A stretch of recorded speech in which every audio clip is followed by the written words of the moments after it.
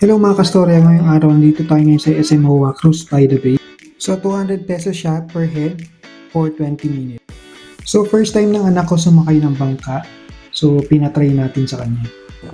So maganda naman yung view guys, tsaka mahangin. So makikita nyo din yung SM MOA ng mga kontong ginagawa. Ayan. So ayun na nga, enjoy na sila at may pa-music pa.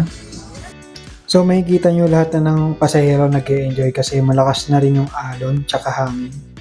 Maganda rin sa crew guys, nagtatanong sila kung gusto magpa-picture. Background is Okada Manila.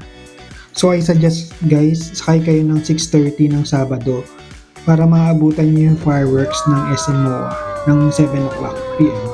So mas maganda pa manood ng fireworks pag sa dagat yung view. So ang tagal din, mga 15 minutes yung fireworks. So talaga mag-i-enjoy yung mga kids na. Pwede uli magpa-picture guys after fireworks. Yun lang, see you sa next video. Bye!